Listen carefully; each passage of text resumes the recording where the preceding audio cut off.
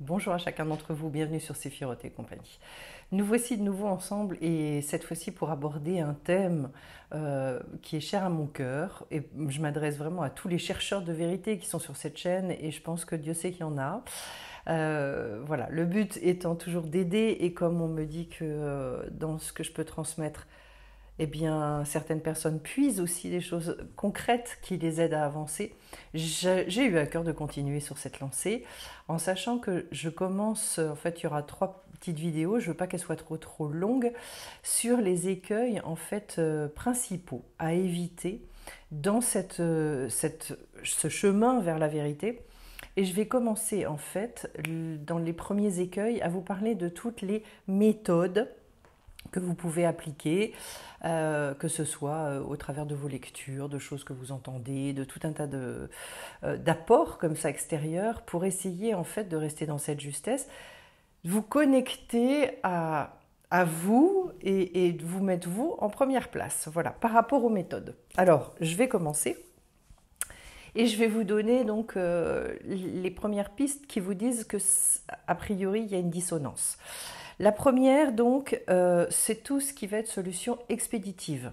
Ça, vous devez le savoir, c'est-à-dire, en fait, il y a des promesses qui sont faites, qui souvent sont une espèce de tableau relativement idyllique, avec vous faites ça, vous obtiendrez ça, bon, voilà. À côté, très mathématique aussi. Voilà, cet aspect, en fait, trop mathématique, c'est-à-dire une sorte d'équation parfaite. Pour moi, c'est quelque chose qui s'éloigne de la vie. À partir du moment où on parle de développement personnel, je vais faire un parallèle avec, par exemple, la maladie. Quand on veut soigner différentes personnes qui sont atteintes d'une même maladie, on voit bien de toute façon que les résultats vont être extrêmement divers. C'est-à-dire que, et normalement, le corps médical, il a cette humilité de savoir que c'est pas parce qu'on va appliquer tel protocole, tel médicament, tel ceci, tel cela, qu'on aura forcément tel résultat. Et donc dans le développement personnel, tout ce qui va paraître trop, j'allais dire, vous savez, quand je dis idyllique, oui, et puis c'est surtout l'idée de quelque chose de figé en fait. Voilà. À partir de ce moment-là, il n'y a pas la vie. Et donc, pour moi, il y a un manque de justesse. Alors l'autre chose, c'est effectivement que dans ce mode de fonctionnement, on va aller rechercher une vie qui cherche à atteindre en fait une forme de perfection. Alors là, je suis toujours très claire avec la perfection. Pour moi, la perfection, c'est l'anti-vie. C'est-à-dire, la vie étant née précisément d'une ce qu'on appelle la brisure de symétrie, eh bien, en fait, c'est justement parce que les choses ne sont pas tout à fait parfaites que la vie peut advenir. Donc, à partir du moment où on essaye d'éradiquer, je dirais, le côté plutôt sombre et de vous dire vous n'allez baigner que dans la lumière, ça veut dire que on s'éloigne de la vie. Alors, ce n'est pas forcément des choses faciles à entendre et à intégrer. Pourquoi ? Parce qu'en fait, beaucoup de philosophies aussi vont et ne vont rechercher que le côté de la lumière en fuyant ce côté ombre.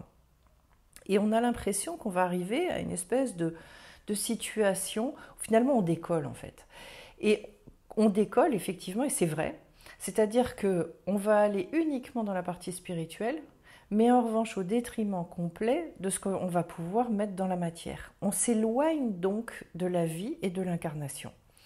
Ça, c'est un écueil qui est bien connu, mais qui peut, j'allais dire, se cacher dans notre démarche de manière très très inconsciente. On peut être très sincère et honnête, et pour autant, sans s'en rendre compte, mais petit à petit, rechercher la solution uniquement dans la lumière. Alors, pourquoi est-ce que c'est impossible d'abord? Parce que, comme je vous le dis, la vie n'est pas faite comme ça. Et à ce niveau-là, j'ai une anecdote assez rigolote à vous raconter. Parce que justement, la vie, ça tourne tout le temps. C'est comme une roue. Autrement dit, et vous le savez bien avec le phénomène lunaire, qu'il y a des hauts, il y a des bas. Il y a des hauts, il y a des bas. Tout le temps, tout le temps, tout le temps. Et vous voyez bien là aussi qu'on ne peut pas nier et chercher à arrêter la vie. Alors j'ai une petite anecdote par rapport à ça, d'une histoire qui m'a été racontée, de quelqu'un qui se retrouve donc devant le Kotel à Maravi, c'est-à-dire le mur des lamentations, et qui entend à côté de lui quelqu'un qui est en train de prier et qui dit « Arrête, arrête, arrête !» Et il n'arrête pas, il arrête. Il dit ça tout le temps, tout le temps, tout le temps. Et puis ça dure énormément. Alors il est tellement interpellé qu'il se met en retrait et puis il attend que la personne ait fini. Et ça dure un bout de temps. Et quand la personne arrête, l'autre va le voir et lui dit mais je peux vous demander pourquoi qu'est-ce qui doit s'arrêter? Et il dit ben c'est parce qu'en ce moment je suis en haut de la roue, tout se passe très bien, etc. Et je voudrais que la chose elle s'arrête. Je voudrais que ça se fige justement.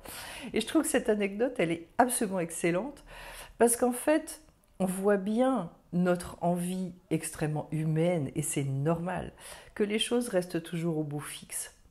Et cette anecdote, elle nous montre finalement notre, j'allais dire, notre envie de faire plier aussi la vie à nos petites, à nos exigences, à un désir surpuissant, puis quelque part une espèce de toute puissance aussi. Voilà. Mais de toute façon, vous vous rendez compte avec cette histoire que à chaque fois qu'en fait vous voulez voir que le positif et que vous êtes là en train de rechercher que le mirifique, bah de toute façon, c'est pas la vie. Donc la solution ne se trouve pas là.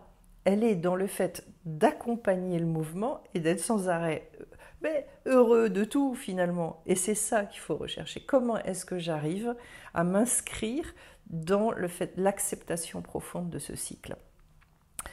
L'autre chose aussi, c'est toutes les méthodes qui vont vous parler d'aller mettre en exergue finalement justement cette partie de vous qui est une partie lumineuse, joyeuse, etc., etc., au détriment de tout le reste. Alors si ce que je viens de vous expliquer pour la vie est vrai, vous imaginez bien a fortiori que c'est vrai en l'humain. Parce que de toute façon, l'humain, il est fait comme ça. Et ça, c'est un principe kabbalistique extrêmement fort. C'est ça qui nous met en mouvement. C'est-à-dire qu'on a deux côtés. On a le bon côté, on a le mauvais côté. Et que de toute façon, il n'y a rien à faire. Il faut se réconcilier avec ça et avancer avec ça. Donc si on essaie d'écraser, d'étouffer ce qu'on appelle le Yetzer Hara, le mauvais penchant, de ne plus laisser s'exprimer en disant « je vais le tuer » quelque part, c'est dramatique. C'est dramatique parce qu'en fait, si on sait comment s'en servir et comment conserver notre libre arbitre, c'est lui qui impulse et qui vient nous permettre d'avancer extrêmement régulièrement. D'abord, on n'y arrivera pas, parce qu'en plus, plus on lutte contre lui et plus on lui donne de force. C'est toujours comme ça, et retenez bien ce principe dans la vie. S'il y a quelque chose qui ne vous plaît pas et que vous rentrez en lutte dedans, vous le combattez, à ce moment-là, vous lui donnez de l'énergie. Et ça, c'est un principe qui est très connu dans les arts martiaux. Donc, d'abord, j'accepte mes tiraillements, mes ambivalences, etc. Et aussi, si vous rendez compte dans votre démarche que vous commencez à perdre votre spontanéité, ou tout du moins que, si vous l'avez déjà perdu, de toute façon, ce que vous mettez en œuvre, ça vous éloigne encore plus de cette spontanéité. Ça veut dire que de toute façon, vous n'êtes pas en lien avec votre justesse. L'autre chose, c'est quand les solutions, elles sont plaquées sur vous. Ce sont des solutions toutes faites. Et je retrouve cette équation magique qui est « vous faites ça, il vous arrive ça, vous devenez ça ». Ça n'est pas possible. La vie, elle n'est que créativité, elle est pleine de surprises et en plus, elle s'adresse à chacun avec un doigté extraordinaire parce que nous ne parlons pas tous le même langage et je ne parle pas du français ou de l'anglais. Nous ne parlons pas tous, derrière les mots en fait, il n'y a pas les mêmes concepts. On ne va pas tilter et comprendre de la même manière les uns et les autres. Alors ça, c'est une chose extrêmement importante quand vous avez des solutions toutes faites. Comme on a le prêt-à-porter ou le prêt-à-penser, et bien là, en fait, on a le prêt à guérir quelque part. C'est-à-dire, vous faites ça, ça va donner ça. Ça ne marche pas comme ça. C'est plus il faut absolument qu'en fait les exercices qui vous sont donnés soient des exercices que vous puissiez vous approprier, c'est-à-dire faire vôtre. Est-ce que ça me parle, est-ce que ça ne me parle pas, etc. Ça, c'est extrêmement important. Donc des exercices effectivement, en règle générale, très simplistes, avec des résultats stéréotypés, et puis pas possibilité d'adapter.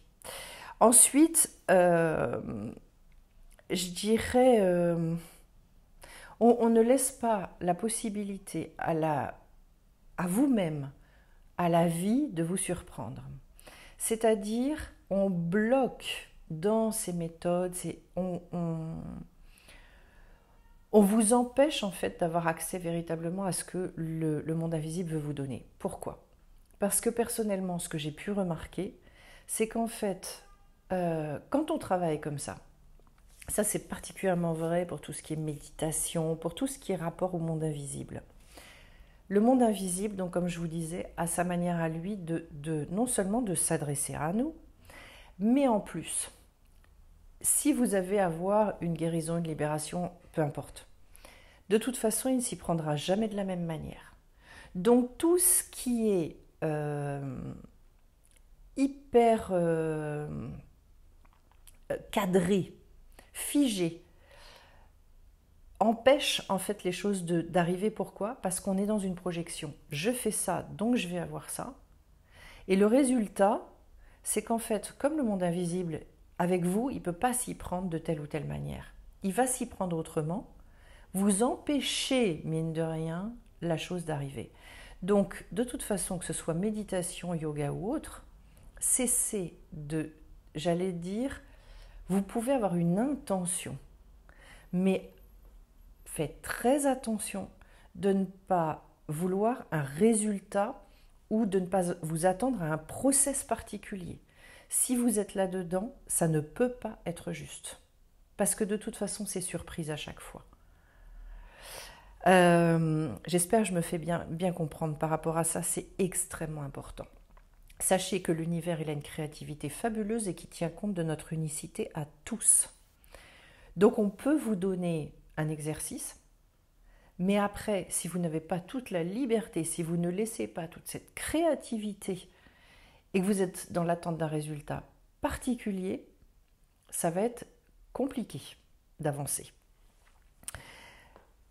Par ailleurs, quand on vous transmet des choses et que rien ne sonne comme du bon sens, c'est-à-dire qu'en fait, soit les explications peuvent être extrêmement alambiquées, tout vous paraît compliqué.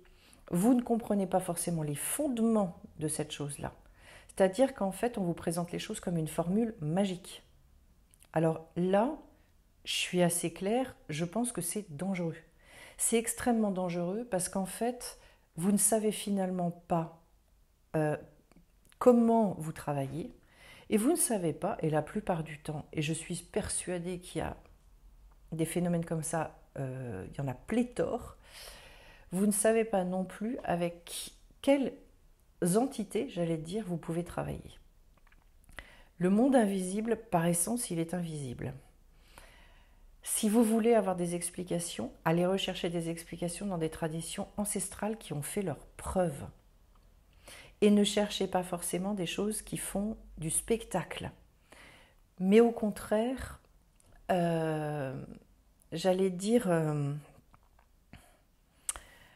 éloignez-vous de tout ce qui contient une espèce de mystère, quelque chose d'assez nébuleux et où la sensation que vous pouvez avoir, c'est que c'est réservé à certains initiés. Ça relève du secret. Et donc, en fait, si vous n'y arrivez pas, c'est que vous ne faites pas partie de la bande d'initiés. Méfiez-vous de ce genre de choses, faites très attention, parce que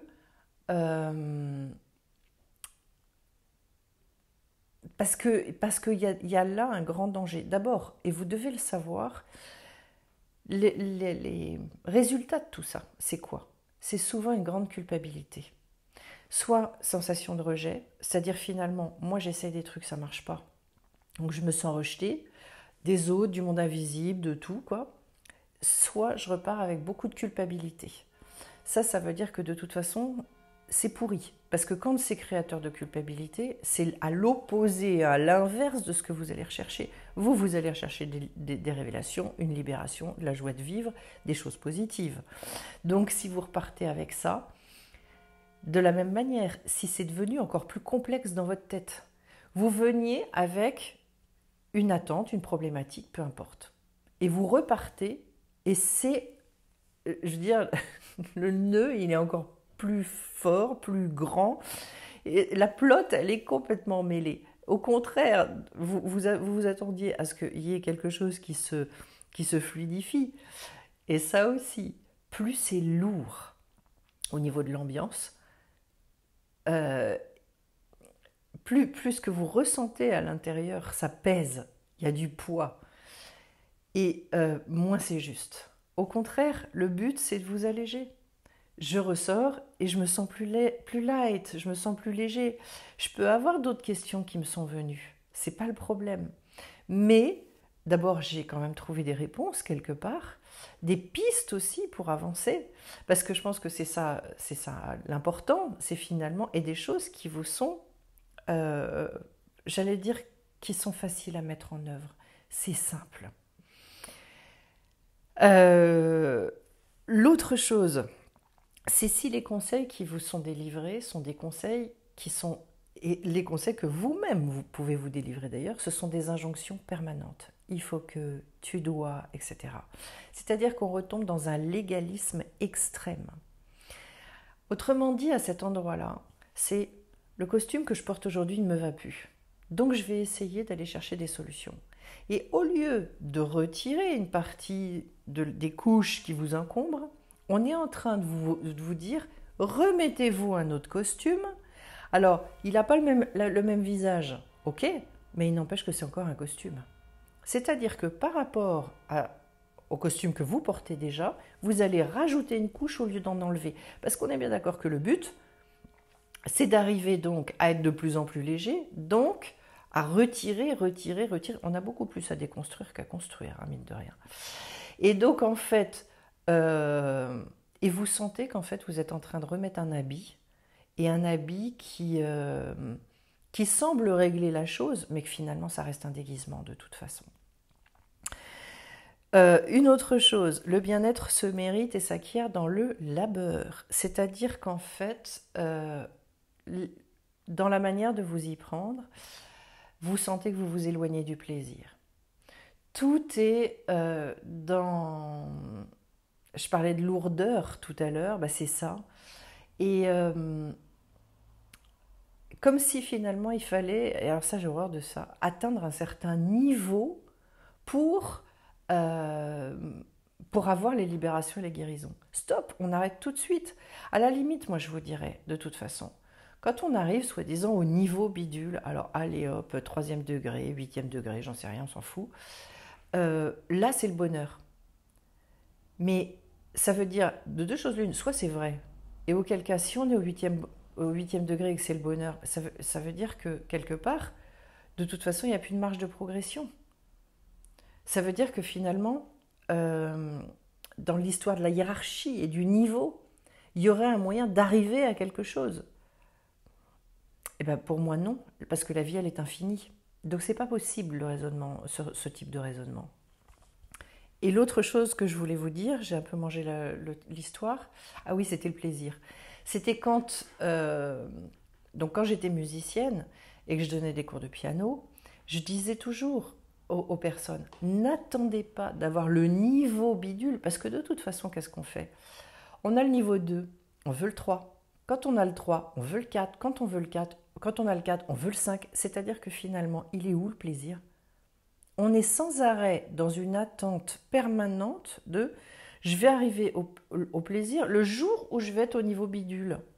Pour s'apercevoir qu'en fait, c'est de la foutaise. Ça ne marche jamais comme ça. Donc le tout, c'est d'arriver à avoir du plaisir là où je suis. Si c'est dans une espèce de course effrénée, du toujours plus, toujours mieux, toujours ailleurs, etc., ça veut dire que c'est pas bon, c'est pas juste. L'autre chose aussi, c'est cette sensation de ressentir une forme d'hypocrisie autour de vous. C'est-à-dire, vous ressentez que les choses, elles sonnent faux. Écoutez-vous. Alors ça. Qui n'a pas vécu, et merci là-haut, parce que j'ai eu, moi, mon lot d'expérience. Vous imaginez bien que si je vous dis tout ça, c'est parce qu'il y a des choses que j'ai largement vécues. Heureusement, et je remercie, parce qu'en fait, j'ai toujours eu une espèce de truc à l'intérieur de moi qui me disait, mais ça sonne tellement faux, ça sonne tellement, dans... J'essaie de me convaincre, en fait, de quelque chose qui n'existe pas. Et du coup, vous le ressentez, parce que souvent d'ailleurs, quand vous ressortez de ça, vous êtes plombé. Ça peut aller jusqu'au maux de tête, jusqu'à une espèce de mal-être aussi que vous n'expliquez pas. Si vous ne ressortez pas avec la banane, le sourire, la joie, etc., bah, dites-vous que, enfin, je veux dire, surtout qu'il y a des trucs, des fois, on paye quand même. Vous n'avez pas payé pour vous plomber. Enfin, là encore, le bon sens. Comment est-ce que je ressors d'une lecture, d'un stage, d'un échange avec un ami ou une amie, etc., d'une discussion que j'ai eue avec moi-même aussi. Et vous remarquez qu'est-ce qui me fait du bien, qu'est-ce qui me fait du mal. À chaque fois que c'est surjoué, à chaque fois qu'en fait on en fait trop, quoi. Non, stop, faut arrêter. À l'inverse aussi, il y a tout ce qui est, j'allais dire, un espèce de mea culpa bon enfant. C'est-à-dire, oh oui, je sais, on est comme ça, machin, etc. Bon, dans le sens de... j'ai le rire dans la tête. C'est-à-dire, on fait semblant de s'accepter en fait dans nos défauts. Mais il y a un côté très compassé, très rire de petite souris et je sais pas quoi. Stop, quoi. Il y a juste un moment, quand on accepte complètement tout ce dont on est porteur, finalement, on est dans cette spontanéité. On ne va pas s'excuser d'être comme on est, on ne va pas s'excuser de vivre, tout simplement.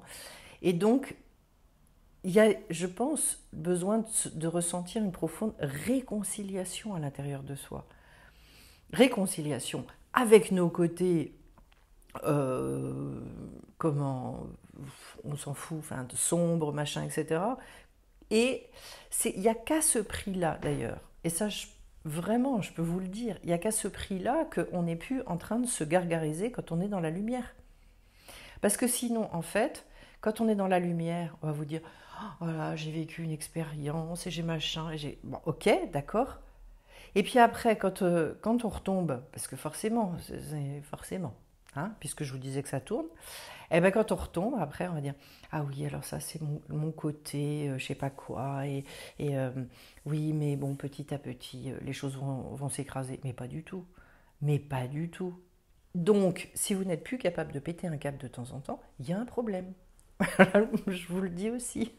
C'est-à-dire que il y a un moment, en fait, si vous voulez, la vie, elle contient tout ça. Donc, en fait, dès qu'on est dans la négation d'une partie de quelque chose, ça ne va pas. L'autre chose aussi, c'est que si vous ne parvenez pas au résultat qui, soi-disant, doit arriver derrière, c'est quelque part de votre faute. C'est-à-dire que vous avez mal fait l'exercice. Alors ça, je vous dirais une chose très très importante. Moi, j'étais dans la pédagogie, j'ai passé un diplôme de pédagogie, je suis passionnée par ça. Et donc 20 ans à transmettre dans la musique déjà, aujourd'hui et depuis plusieurs années maintenant, dans d'autres domaines. Quand un élève me disait « j'ai pas compris », jamais je ne me suis dit ça veut dire que, je sais pas, il a un problème. Non, je me suis toujours dit tu réexpliques. De deux choses l'une. Soit effectivement mon explication de manière globale n'était pas bonne, auquel cas c'est à moi de me bouger le derrière. Soit les autres ont compris, mais pas lui. Ça veut dire que lui, il a un mode de fonctionnement différent. Et donc, il faut que moi, je cherche le chemin et un chemin différent. Résultat des courses, je n'ai jamais réexpliqué deux fois de la même manière. Parce que j'ai conscience qu'en face de moi, je n'ai pas quelqu'un qui est sourd, j'ai quelqu'un qui fonctionne autrement. Donc, si on n'est pas capable de s'adapter à vous aussi, si on ne vous entend pas, si on ne vous prend pas en considération dans votre unicité, votre spécificité, pareil, il y a un problème. Ça veut dire qu'on essaie de plaquer des trucs tout faits. Et que du coup, effectivement, c'est soi-disant duplicable à l'infini. Copier, coller, copier, coller. À ce moment-là, il n'y a qu'à faire des dossiers ou des vidéos et dire à des millions de gens, allez-y, vous pouvez y aller parce que de toute façon, c'est applicable comme ça, tel quel à tout le monde. Et je peux vous l'expliquer une fois et c'est tout. Non, c'est pas la vie, ça aussi. Donc en fait, vous devez vous sentir entendu. Et ça, on peut même le voir dans des livres. C'est très très fort. C'est-à-dire que quand la personne, elle est vraiment dans sa justesse et sa vérité, elle va venir parler à votre cœur. Ça va vibrer et résonner en vous. Si vous sentez que tout ça, c'est extérieur à vous, stop. Ensuite, on ne vous amène pas à l'autonomie. Et ça, c'est sans doute le point le plus important. C'est-à-dire que finalement, dans la manière de fonctionner, vous sentez que de toute façon, après un exercice, il y aura un autre exercice, puis après l'exercice, il y aura encore autre chose. C'est-à-dire qu'au bout du compte, les clés qui vous sont délivrées, ce sont des clés où vous vous dites, je vais être de toute façon lié à la personne de manière infinie. Ça ne veut pas dire, attention, ça ne veut pas dire, puisque moi je continue à chercher, je continue à me former, etc., parce que je suis une chercheuse. La seule chose, c'est plus sur les mêmes choses. L'idée, c'est que si sur une problématique, ça fait 5 ans que vous tournez en rond et que finalement on vous dit alors là, tu as franchi une première étape, mais il y en a une deuxième, puis il y en a une 8e et une 10e, mais que la problématique de départ d'il y a 5 ans n'est toujours pas réglée, stop quoi, faut arrêter. Chercher l'efficacité aussi. À un moment donné, il faut être pragmatique. Il faut que les outils, on vous les délivre, on vous les met dans les mains, et après, que ce soit adaptable pour vous et que ça porte ses fruits. Parce que sinon, il y a un problème. Voilà. Donc, j'ai envie de vous dire, en fait, vous avez les solutions. C'est pour ça souvent que je dis, dans ce que je transmets, je dis en fait, j'aime bien juste aller décapsuler le bouchon, ce qui empêche en fait la chose de sortir, mais que vous vous rendiez compte qu'en fait la solution elle était déjà en vous. C'est juste une manière d'aller s'approprier sa propre solution. Ça n'a absolument rien à voir. Et je peux vous dire, quand vous allez voir quelqu'un et que vous vous retrouvez en vous disant, en constatant que vous avez la solution, que en fait, et le remède vraiment, et que quelque part, c'est presque vous qui êtes créateur de cette chose-là, ça c'est fabuleux. Ça c'est d'une justesse extraordinaire. Voilà ce que je pouvais vous dire. Donc vous avez bien compris aussi, il y a du pragmatisme, c'est-à-dire qu'on ne peut pas partir que là-haut en développement personnel, il faut rester ancré. Hein. Ça c'est extrêmement important. Et avant de se quitter, donc il y aura une deuxième vidéo, cette fois-ci sur des écueils qui sont en lien, alors cette fois-ci complètement différemment, avec le fait de rester de trop mijoter, j'allais dire, dans ces problématiques, avec une approche qui n'est pas holistique. Voilà, on parlera de ça. Avant de vous quitter, je le précise, je lance donc une formation que j'appelle une petite bombe de bien-être, une formation sur construire son harmonie de vie, donc par le plaisir, et donc quelque chose qui, justement, qui réveille votre créativité, qui vous remet en lien avec vous. On va parler de la culpabilité, comment arriver au bout de cette fichue culpabilité, parce que alors ça, c'était quand même un des grands mots de notre siècle, mais aussi s'inscrire dans le temps. Enfin, il y a plein de choses. Voilà, que vous puissiez finalement ouvrir des yeux sur la vie, et des yeux complètement différents, un changement de regard profond, avec des choses très concrètes. Eh bien écoutez, j'espère que cette vidéo vous aura aidé, et puis on se retrouve donc mardi prochain pour la suite. Bye bye.